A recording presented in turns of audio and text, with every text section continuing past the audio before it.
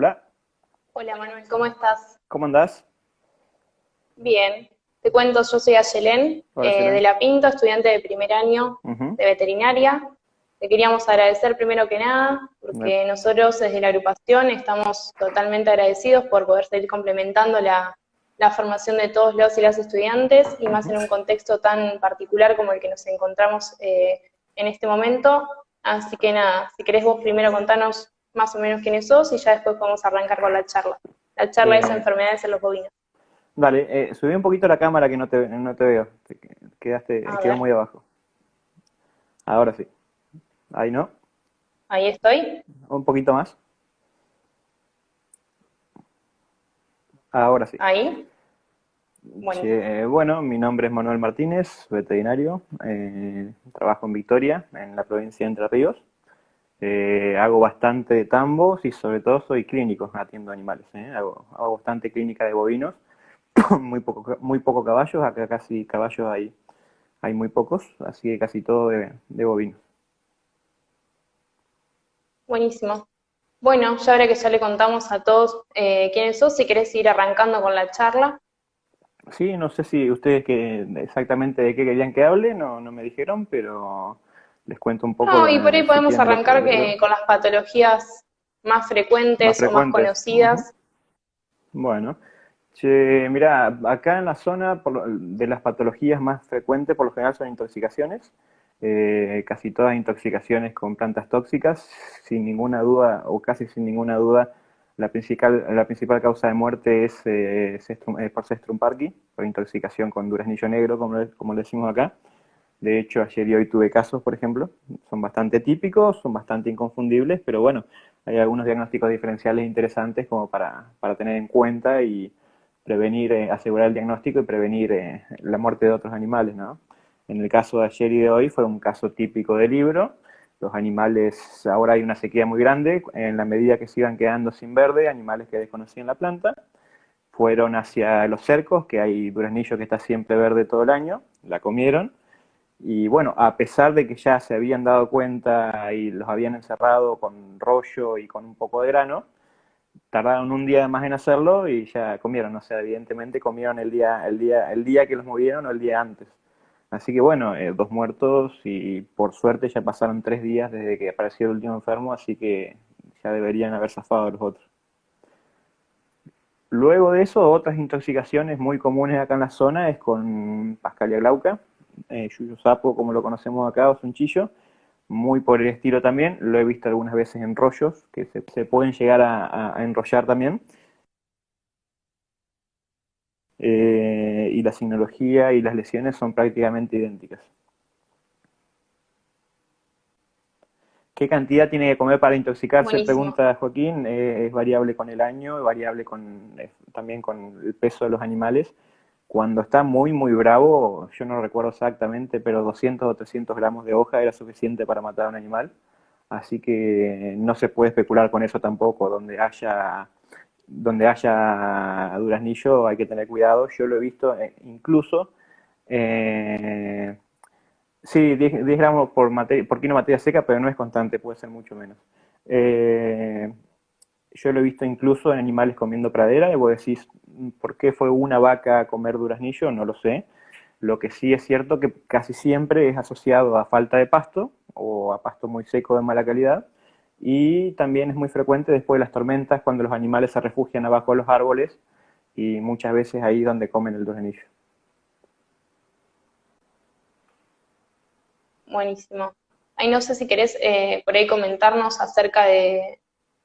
hay un compañero puso un tratamiento. Tratamiento pueden funcionar algunos tipos de purgantes en el caso de que uno los vea comiendo. Cuando esta enfermedad lo que produce es una insuficiencia hepática y ya cuando la encefalopatía hepática, o sea, cuando la signología nerviosa por insuficiencia hepática empieza, ya es muy difícil.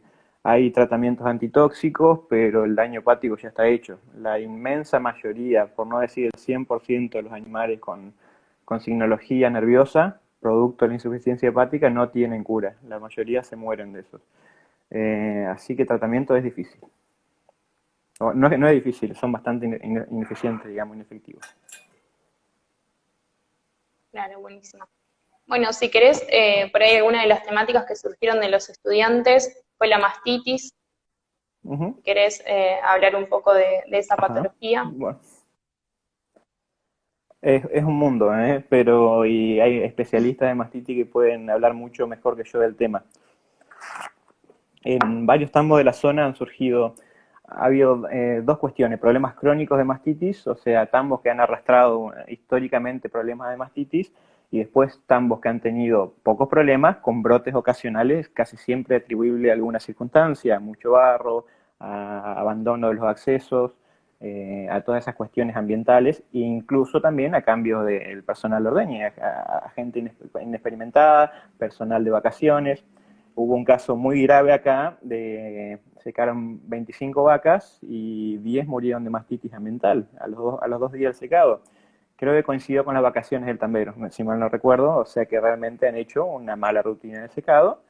Han metido la bacteria junto con el pomo posiblemente y fueron muy difíciles de salvar y de curar. Pero el resto de los tambos acá, por lo general, arrastraban problemas de mastitis crónica, más que de brotes agudos, y en un tambo puntual lo solucionamos, bajamos muchísimo la cantidad de casos de mastitis de célula, haciendo los 5 puntos conocidos de todos, digamos, de no inseminar más la vaca que está con mastitis crónica, mejorando la rutina de ordeñe, haciendo el predipping, chequeando absolutamente todos los puntos, controlando maquinaria de ordeñe, que el sellador corresponda con lo que dice la etiqueta, y sobre todo entrenando al personal, porque está clarísimo que mientras más precoz sea el tratamiento de una mastitis, mayores las chances de curación. Incluso hay tamberos muy expertos que cuando detectan, una de las primeras cosas que ven, un aumento de la sensibilidad en la ubre o en el pezón, un tratamiento ahí, anda muy bien, y ya 24 horas más tarde, cuando empiezan los grumos o cuando empiezan otros indicadores de inflamación en la ubre, ya las perspectivas no son las mismas. Después depende de cada bacteria y de cada vaca también, ¿no? Buenísimo. Acá tenemos dos preguntas. La primera dice, ¿recomienda sabe usar agua con sol para intoxicaciones? ¿Agua con qué, perdón? Debe ser sal, pero puso sol. Agua con sal, mirá, podría ser como purgante si es con sal de magnesio para que trate de bostear todo lo que comió, pero son medidas, digamos, purgantes en caso de que veamos al animal comiendo. Obviamente va a tener una diarrea, algo de la hoja que ingirió la va a poder expulsar, pero va a terminar dependiendo de cuánto comió, ¿no es cierto? Siempre el factor determinante en las intoxicaciones estas es cuánto comió y cuánto Claro, la principio cantidad. tóxico había en la planta, y por supuesto, y eso va en función a los kilos del animal. Así que son medidas que pueden ayudar. No sé si vas a salvar demasiado o vas a cambiar el cuadro. Y depende también en qué momento del cuadro lo agarres, ¿no? Bueno, después hay otra que dice, si el caballo tiene la herida muy profunda, ¿qué se puede hacer? Y depende también la velocidad, hace cuánto tiempo que se cortó y el lugar donde se haya cortado. En las heridas, las suturas, si son en las articulaciones, tenés que tener en cuenta también si esas articulaciones no se vuelven a abrir una vez con el movimiento normal.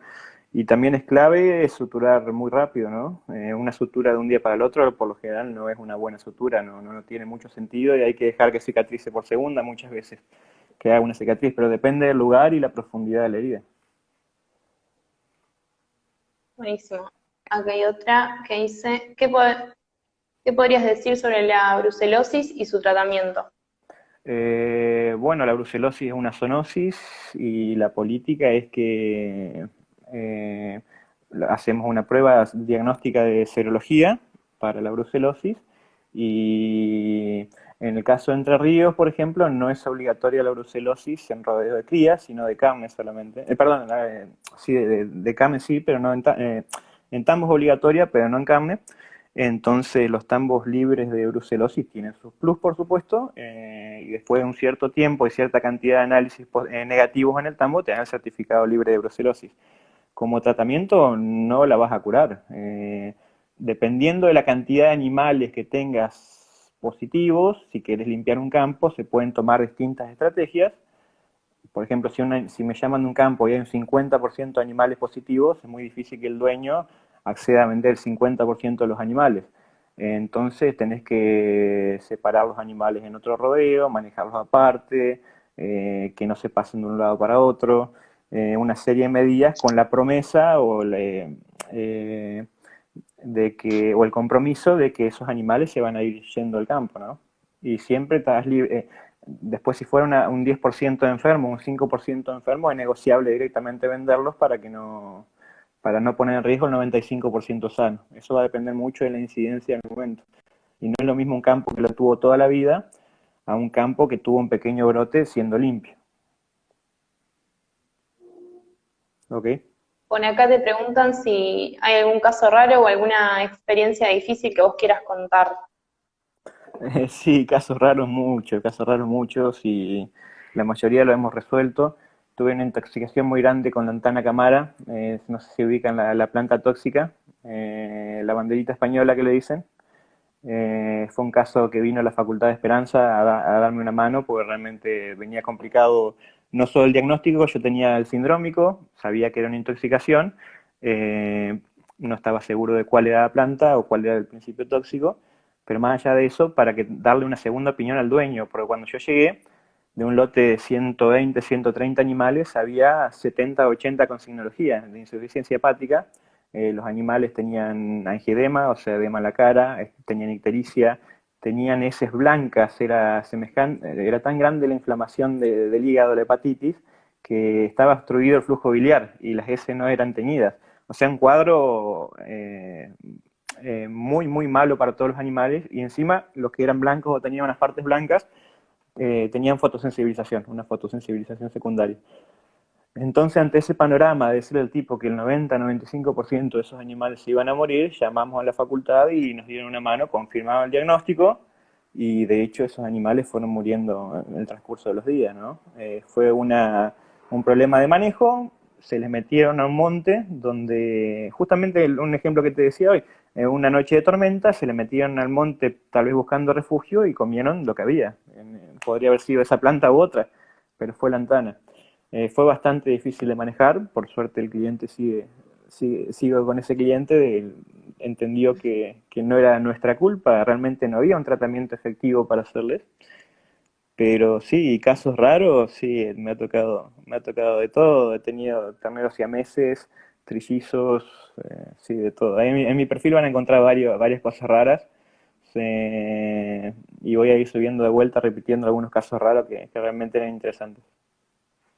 Ya se me va a ocurrir algún Bueno, otro después hay durante la otra charla. pregunta que dice, animales con brucelosis luego pueden ser vendidos para carne, por zoonosis me refiero.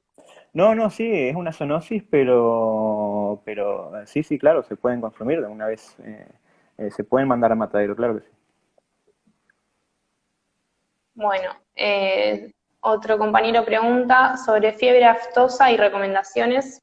Bueno, yo fiebre aftosa nunca vi. El último brote acá en la provincia fue cuando yo recién me iba a estudiar, así que no lo pude ver nunca. Sé cuál es el cuadro, creo que si veo un cuadro sospecharía de aftosa, pero uno ve venir la aftosa, digamos, no llega a un campo en el sur de Entre Ríos de un día para el otro, se ve viendo, es una enfermedad que baja desde el norte hacia el sur. Entonces uno más o menos viene viendo la mano de cómo vienen apareciendo en otros campos. Somos libres con vacunación, estamos obligados a vacunar y me parece fantástico porque a campo que entra la aftosa yo no lo he vivido nunca, pero han dicho que es desesperante, que es una situación muy, muy complicada, es extremadamente contagiosa y tenés presentaciones orales con úlceras en la boca, con ampollas y úlceras en la boca, que el animal deja de comer por dolor, y tenés cuadros también de muerte súbita, donde los animales están aparentemente sanos y se caen muertos por problemas cardíacos. Me han dicho que es un cuadro, que es una situación bastante complicada. Bueno, después otra de las peticiones de los estudiantes fueron acerca de la clostridiosis. No sé si Clostridial. querés Ujú. contar algo sobre el tome. Sí, las clostridiales son una serie de enfermedades donde la etiología, la bacteria Clostridium están en el suelo. Entonces, bajo ciertas condiciones, por ejemplo, animales en crecimiento, puede afectar el músculo, sobre todo animales que están en muy buen estado corporal, que están creciendo, te hace una clostridiosis, una miositis gangrenosa, que es la mancha que conocemos acá. Es bastante común. Después tenés otras versiones que atacan a vacas adultas. Bueno, en la etiqueta de la vacuna clostridial, por suerte tenemos la vacuna clostridial que es muy efectiva, que a los 4 o 5 días de que aparece un brote empieza a hacer efecto. No es un brote que va a matar a la mitad de los animales, son muertes por goteo que se llaman, o sea que aparecen, cada 2 o 3 días aparece alguno. Y como está en el ambiente, tenemos que vacunar, o sea, tenemos que, todo el animal que esté con más de 4, 5, 6 meses tienen que estar vacunados con 2 dosis de clostridial y un refuerzo anual. Con eso ya te cubrís contra 6 o 7 enfermedades que son muy comunes y que no te va a matar la mitad de los animales, pero va a ser una mortandad molesta. Por lo general son bastante rápidas, no dan poco tiempo al tratamiento, así que en esos casos no hay como la prevención. Buenísimo. Después acá hay otras preguntas. ¿Cómo se puede preparar la vaca para el momento del parto para que no caiga por falta de calcio? Bueno, la hipocalcemia es una enfermedad, por lo general, de vacas lecheras de alta producción y más de 3 partos. Digo por lo general porque he visto excepciones. Primero, que nada, no tiene que comer calcio antes del parto. El no comer calcio antes del parto hace que las hormonas empiecen a movilizar calcio del hueso antes del parto, y una vez que baja, para que, digamos, la bajada de la leche y cuando sale todo ese calcio de la leche, de la sangre de la leche, no sea tan grande el golpe como para que le baje a niveles clínicos el calcio. Entonces, nada de calcio ni de antes del parto, en la dieta me refiero, y después hay que ver si no se cae por otra cosa, ¿no? Porque muchas veces me llaman que la vaca se le cayó por calcio y la vaca está flaca. Primero hay que ver si es una vaca realmente que cumple con esas condiciones, o si no viene con hambre, en falta de estado corporal, o alguna otra cuestión por la cual se cayó después de parir. Bueno, siguen dejando preguntas. ¿Cuál sería el mejor tratamiento para un prolapso uterino? Acomodar el prolapso, primero que nada, ¿no? Eso, yo he amputado algunos prolapsos, pero realmente el compromiso cardiovascular es importante y no tienen el mismo pronóstico que acomodar el prolapso. La cuestión es que hay que acomodarlo casi inmediatamente después de salido o a las pocas horas. Un prolapso de un día para el otro fuera de la vaca no tiene mucho sentido porque ya está en malas condiciones el útero, la vaca está caída, está cansada, entonces hay que acomodarlo cuanto antes. Es uno de los laburitos más difíciles de hacer, pero se puede. Yo he acomodado todos los prolapsos, excepto los que estaban de un día para el otro, que ya estaba tan edematizado, hinchado el útero que no lo pude acomodar. En ese caso tuve que extirparlo y ya con otro pronóstico más difícil porque la vaca ya está con 1 o 2 días enferma. Buenísimo. Hace poco nosotros vimos que tuviste un caso de endocarditis. ¿Querés contarnos más o Ah, menos cómo fue el caso? bueno, ese caso fue una vaca lechera, aparentemente muerte súbita, digo, porque puede realmente haber sido súbita o no la vieron. La vaca fue bastante rápido porque la vaca estaba comiendo, tenía realmente el rumen lleno de comida y había dado leche, o sea que realmente parecía súbito. Y cuando me llaman de ese campo, lo primero que me llamó la atención fue la vaca muerta con las yugulares bien dilatadas. Y cuando corto la yugular, salta un chorro de sangre muy, muy grande hacia afuera. Entonces empecé a buscar causas por las cuales que pueden producir. Seguramente esa vaca cuando estaba viva también tenía esas yugulares dilatadas. Y bueno, fui derecho al corazón y encontré una endocarditis muy, muy grande. No recuerdo ahora si era el ventrículo izquierdo o derecho, me parece que era en el derecho. Eh, lo que no pude encontrar fue el origen de esa endocarditis, porque esa endocarditis viene por la sangre, por una bacteriemia. En las vacas puede ser muchas veces por absceso hepático, en este caso creo que si mal no recuerdo no tenía, pero cualquier situación que genere bacteriemia, en teoría puede desembocar en una endocarditis. Si lo hubiéramos visto enferma, es un diagnóstico difícil, hubiera sospechado algo cardíaco, podría haber sido tranquilamente una reticulopericarditis traumática, pero hubiera sido un diagnóstico difícil. Y el tratamiento con esa endocarditis así es de dudosa eficacia también, porque tengo entendido que en humanos una endocarditis es un cuadro difícil, te pasan antibióticos, muchísimos antibióticos en vena, y tenés el peligro adicional de que eh, que esa endocarditis se suelte y empiece a hacer embolias en distintas partes del cuerpo, ¿no es cierto? Que empiece a hacer trombos. De hecho, esta vaca tenía una de las coronarias afectadas y estaba haciendo un pequeño infarto, probablemente por pedacitos de esos trombos que iban a la circulación. Bueno. Es la segunda vez que, perdón, ¿Cuál es la causa? perdón, es la segunda vez que veo, ¿Cómo? es la segunda vez que veo en mi carrera, es bastante infrecuente, pero son esos casos llamativos que obviamente me llaman para saber si el resto de los animales está en peligro. En ese caso no, son casos individuales. ¿Okay? Buenísimo. ¿Cuál es la causa de la actinobacilosis? La actinobacilosis es una bacteria, Actinobacillus linieresis, produce la papera o la lengua de palo. La lengua de palo le llamamos nosotros cuando es afectada la lengua, está en toda su dimensión en la base de la lengua afectada, realmente es de una consistencia muy dura, y el animal le impide tragar y muchas veces hasta tragar la saliva, entonces va a ver hacia afuera y le impide alimentarse. En el caso de que afecte los nódulos linfáticos regionales, puede tener distintos grados de molestia, de dificultad para comer, para respirar. He visto casos de extrema actinobacilosis en las cuales si no los tratás se mueren, ¿no? Y sobre todo se vienen abajo, primero que nada.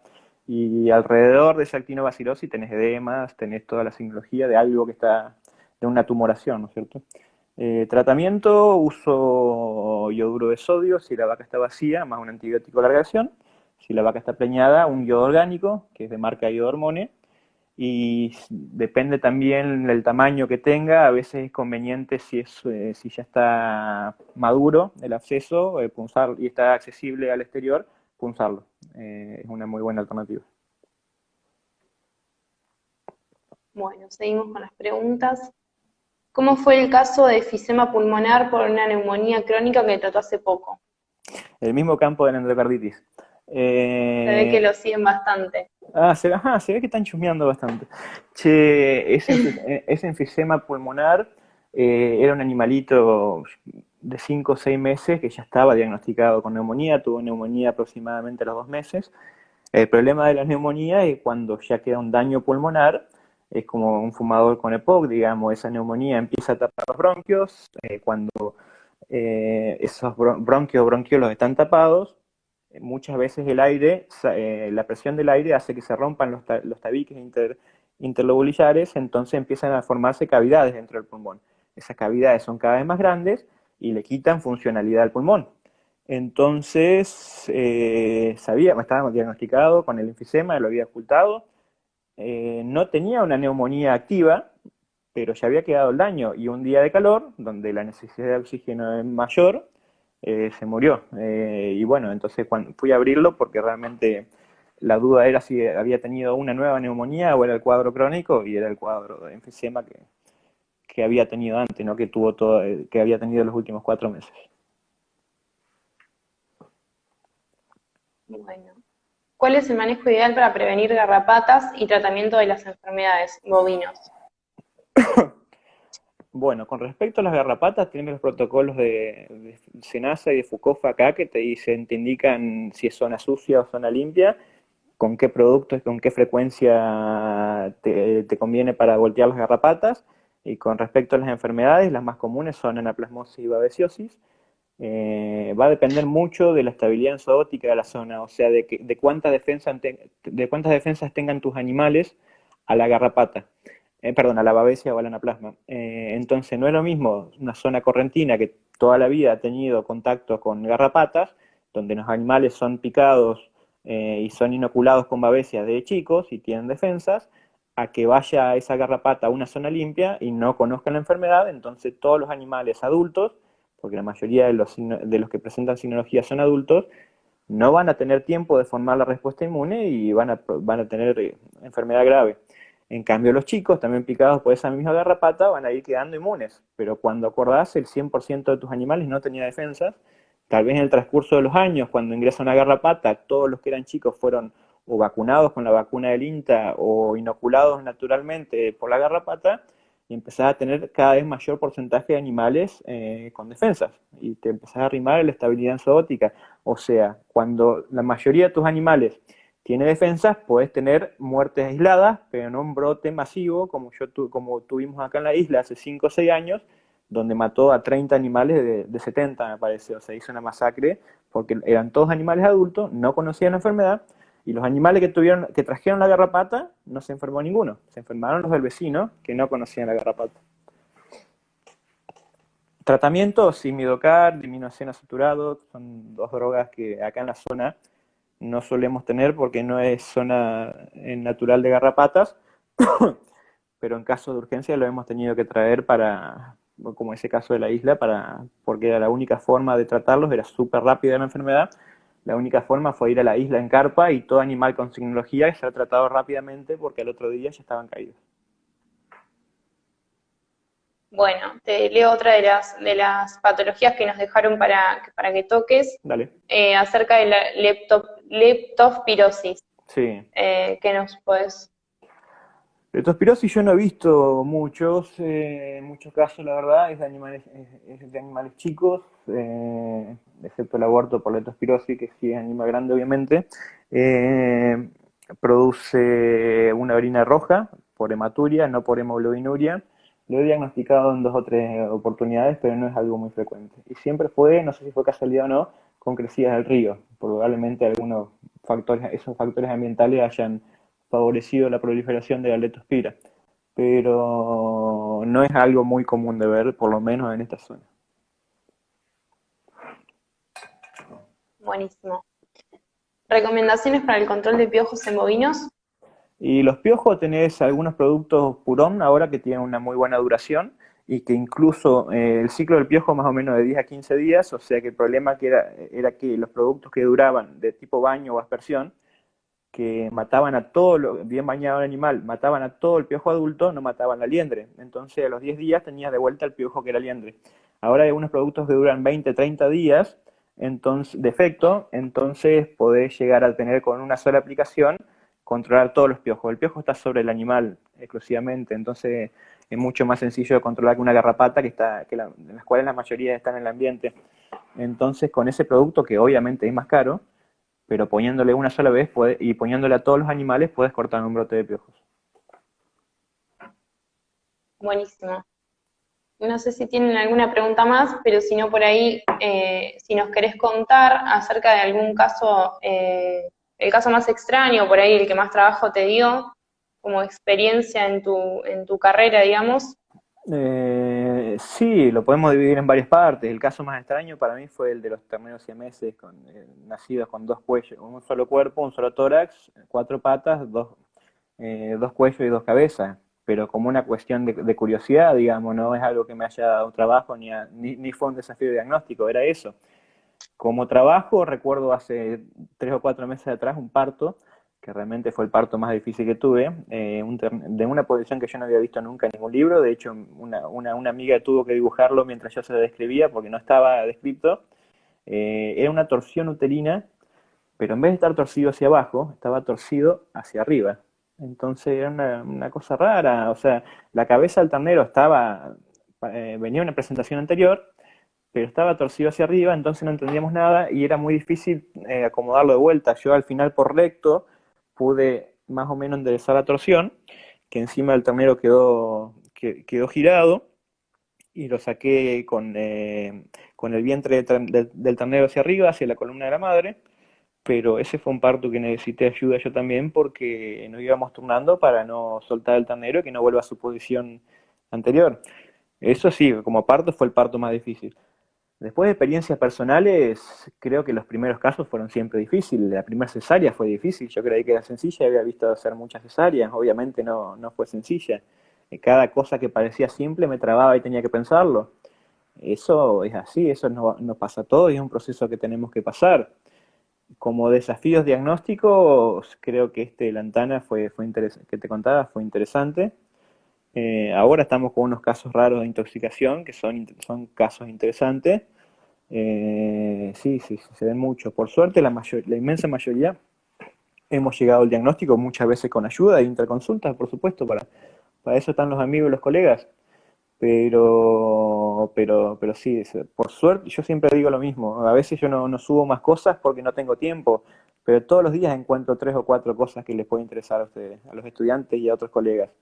Y eso está bueno. Yo mañana no sé, tengo que ir a hacer ecografías, pero digo, más allá de eso, seguro que encuentro cosas que a mí me sorprenden. Y después de tantos años de carrera me siguen sorprendiendo, me imagino a los que nunca lo han visto. Bueno, siguen preguntando, ¿alguna enfermedad que haya visto con frecuencia a esta altura del año? ¿Cómo, cómo? ¿Alguna enfermedad que hayas visto con frecuencia a esta altura del año? Con frecuencia a esta altura del año, sí, en esta época se suele ver, y ya he visto la semana pasada en 3 o 4 campos, hipomagnesemia, magnesio bajo, porque suele estar asociado a días nublados, días de otoño, invierno y a pastoreo de avena. Sí, de hecho el año pasado, en esta misma época, no es exclusiva de esta época, pero aumenta la prevalencia en esta época, la incidencia en esta época. A un cliente le mató 7 8 animales, y por más que estén con sales de magnesio, no podíamos volver a nivelar los niveles de magnesio. Una vez que aparece un animal con magnesio, la mayoría de los animales están muy al límite, y muchas veces tiene periodos de signología muy cortos, incluso algunos que son prácticamente muertes súbitas, y seguíamos aumentando el nivel de magnesio porque seguían apareciendo animales y ya el tipo ya no me creía. Obviamente hacía los análisis de sangre para confirmarle que era eso, que no era otra cosa. Pero era una situación desesperante. Encima había sembrado una avena, estaba contento con la avena, le pareció que estaba re nutritiva, que lo estaba, pero en vaca parida, con esos días así, los niveles de magnesio bajaron muchísimo. Así que sí, sí, es una enfermedad bastante frecuente en esta época, y si sigue la sequía te diría que vamos a pasar a problemas de nutrición, porque no, sé que la gente se queda sin campo y empieza a encerrarlo a los animales con rollo de mala calidad, con un exceso de grano, ahí empezás a tener acidosis, indigestiones, intoxicaciones por plantas tóxicas, porque el animal va a seguir buscando plantas y va a encontrar las que encuentre alrededor del corral. Así que eso es la que se viene, me parece, si sigue la sequía. Bueno, acá hay otra pregunta. Recomendaciones para la enfermedad de la marcha. Bueno, vacunar, la clostridiosis que hablábamos hoy, tienen que estar vacunados los animales, podés confiarte hasta los 5 o 6 meses si no has tenido problema, 2 dosis con un mes de intervalo como primera vacunación, después ese animal tiene que ser vacunado una vez por año. Hay algunos campos donde es muy complicada la enfermedad que vacunan cada 6 meses, y todos los animales que vayan cumpliendo 5 o 6 meses tenés que vacunarlo con 2 dosis. Si cumplís eso, no deberías tener problema. Insisto, hay campos que no tienen nunca, y hay campos donde todos los años, en una fecha más o menos igual, le aparecen los casos, o cuando pasa el año, año y medio sin vacunar, se les muere uno y se acuerdan y ahí refuerzan de nuevo. Eso pasa mucho. Yo recomiendo que se lo anoten en el calendario y directamente lo hagan digamos, por decreto, o sea, digamos, como una vacuna que no puede faltar. Entonces se van a ahorrar varios pesos y animales muertos seguros. Después preguntan algún otro caso más grave que hayas tenido. Bueno, caso grave, si el 90% de los animales muertos por lantana fue grave. Este de la babesia que te decía mató también a la mitad.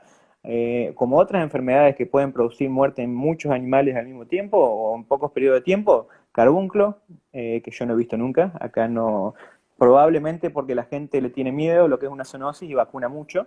El carbunclo es una enfermedad que por lo general se da en verano, sobre todo de diciembre a febrero, y creo que marzo también. Pero como la gente es una vacuna muy barata, es una zoonosis, o sea que también puede enfermar a la gente lo vacuna mucho, no se olvida. Se olvidan muchas veces de la clostridiosis, pero no se olvidan nunca casi del carbunclo. Y el carbunclo vive en ciertos campos durante décadas. Entonces, por más que seguramente los campos están de toda la vida infectados y los conocen, son campos sucios o campos que han tenido problemas alguna vez, Así que yo no he visto nunca, pero en definitiva es una enfermedad que, sí, que te puede matar muchos animales a la vez. Otra es el empaste de una pastura, de una pradera tierna, de una alfalfa tierna, realmente te puede matar muchísimos animales en un par de horas. Otras causas de muerte de muchos animales juntos puede ser un rayo, lo he visto en 5 o 6 animales. Y después ya entras como causas de muerte súbita, súbita no, en periodos cortos de tiempo de muchos animales, prácticamente que esas, ¿no? Tuve un caso muy llamativo realmente de animales destetados de 200 y pico de kilos, donde encima de una zona donde siempre se ven ovnis acá en Victoria de toda la vida, me llama el dueño del campo y me dice, venite porque hay animales que le han comido la boca de la lengua. Y cuando llegamos, el peón no quería salir de la casa, estaba aterrorizado. Realmente cuando se me arriman los animales, tiene que haber fotos en Instagram seguro, a 10 o 15 animales le habían comido la lengua y todo el morro alrededor los labios alrededor de la boca. Nada más, ningún otro daño. Y cuando empezamos a buscar, los animales tenían marcas de colmillos en los garrones, en las patas, y cuando vemos por ahí un grupo de perros que iba corriendo y venían a saludarnos con la cola entre las patas como culpables, eran como 15, 20 perros, no salvajes porque eran domésticos, pero andaban ahí dando vueltas y vos sabés que los perseguían, los cansaban, le comían la boca y la lengua y después seguían con otro.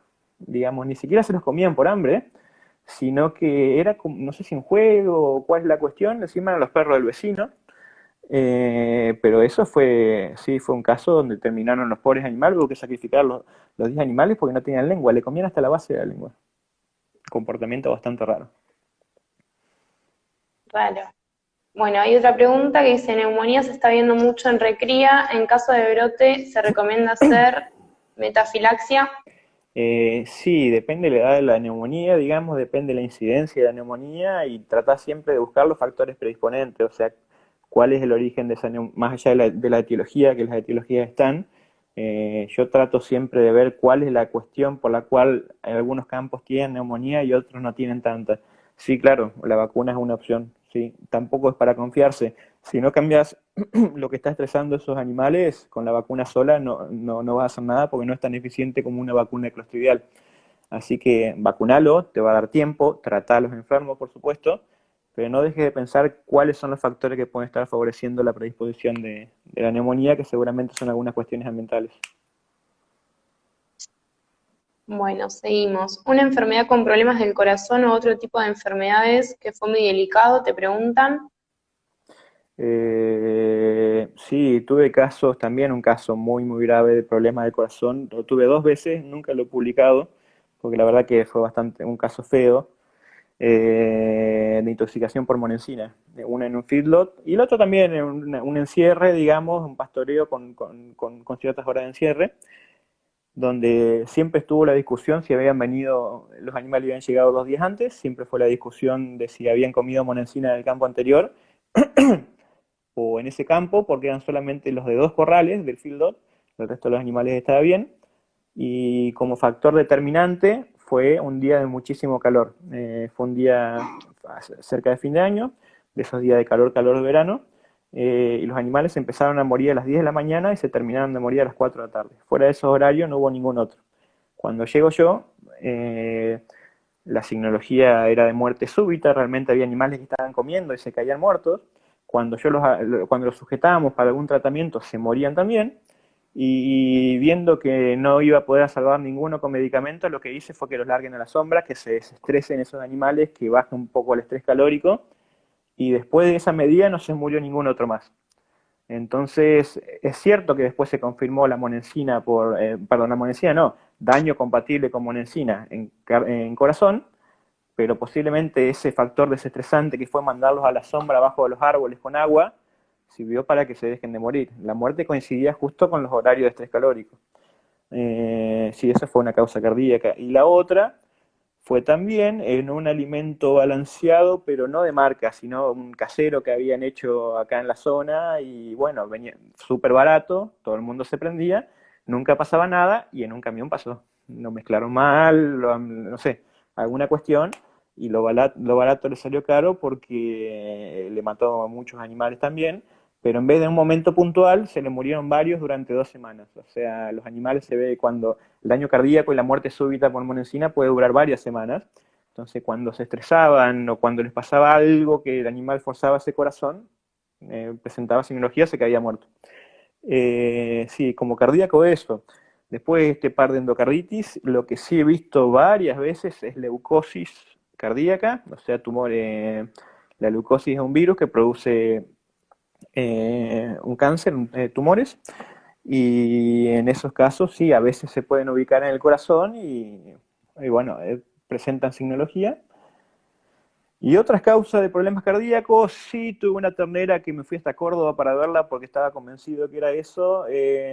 Convencido, tenía ganas, en ese momento pensé en algunas cosas que me habían dicho que me podían insinuar que era eso. Una ternera de 2 días de nacida que tenía conducto arterioso persistente, tenía una gran cianosis y con mucha paciencia pudimos encontrar el conducto. Ya había muerto cuando llegué yo, estaba descompensada. Y después algunas cardiopatías dilatadas, en terneros recién nacidos también mucha citis, congestión pulmonar, edema de pulmón, pero terneros de 3 o 4 días de vida que siempre que empiezan con todos, con un cuadro que padece neumonía, que es una insuficiencia cardíaca, pero he visto 3 o 4, son cuestiones muy, muy aisladas, ¿no? Bueno, acá hay otra pregunta. Me castraron un caballo de 9 años ahora a la tarde, lo tengo en un box, lo veo con mucha hemorragia y no puedo contactarme con ningún médico veterinario que pueda venir. ¿Qué es lo que puedo hacer?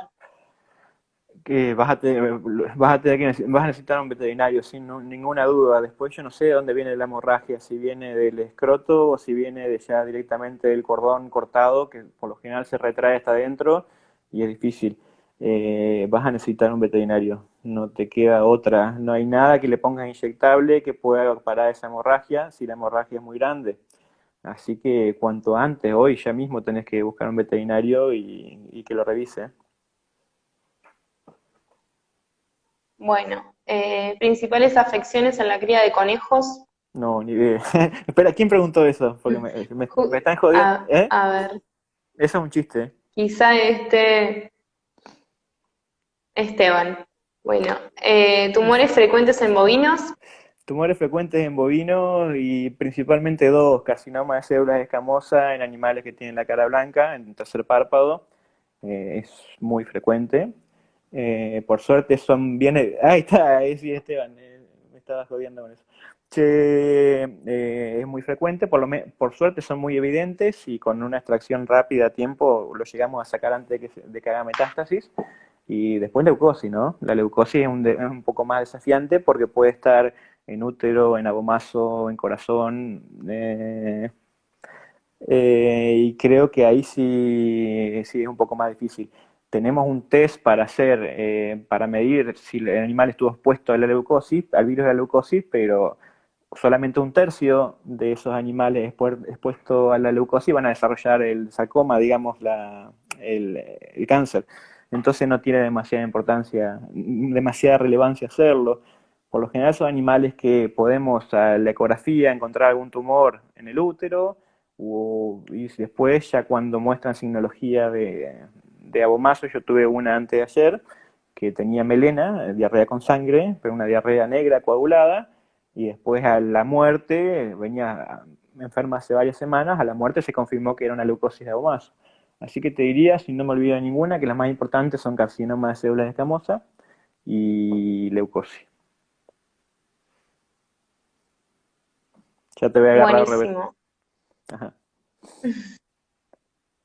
A ver, creo que está la última pregunta y ya vamos a ir cerrando. Medidas preventivas para evitar empaste. No hay ninguna medida que te haga dejar tranquilo, o sea, no hay nada ante el pastoreo con la planta en pie que uno pueda decir, bueno, mira, con esto me aseguro de que no pase. Creo que lo mejor puede llegar a ser que el animal esté que no entre con tanta hambre al potrero. O sea, si le damos otro pastoreo o una ración de silo y el animal no entra a comer con tanta hambre, eso es relativamente para quedarse tranquilo.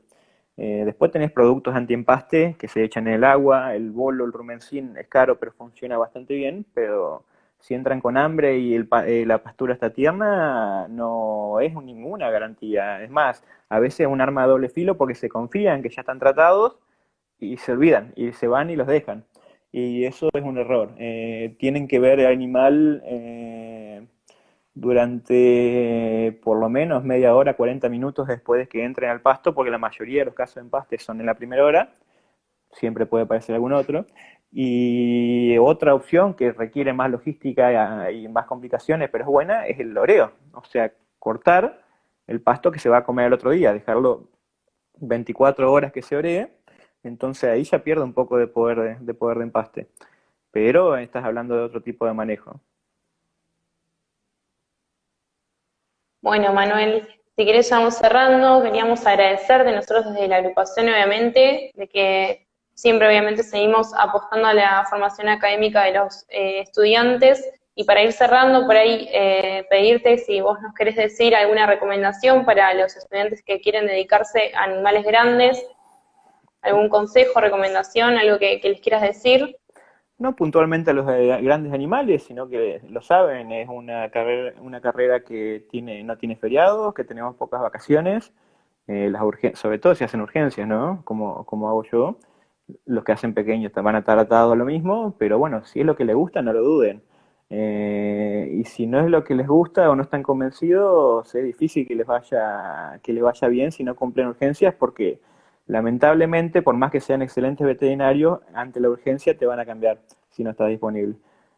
Así que, pero si están convencidos, disfrútenlo, está buenísimo. Yo la verdad que disfruto muchísimo más la carrera ahora de profesional que antes de estudiante, pero simplemente porque veo lo que estudié y ahora me gusta muchísimo más repasar y volver a leer lo que veo, y si haces eso no te olvidas más. Si una vez que lo viste lo volvés a estudiar, realmente te queda grabado. Así que para adelante, la verdad que dejen todo, y obviamente la experiencia, los primeros casos, los miedos, todo eso es algo que tenemos que pasar todo, es parte del aprendizaje, pero anímense. Conozco colegas que por ahí no se animaron o les da miedo, y sí, realmente pasa, pero si no lo hacen alguna vez, no lo van a hacer nunca. Así que adelante, con todas las ganas. Bueno, muchísimas gracias otra vez, Manuel, por No, por esta favor. charla de enfermedades en los bovinos. Así que nada, muchísimas gracias. Dale, La saludos, vamos a nos ir vemos. cortando. Dale, chau, chau.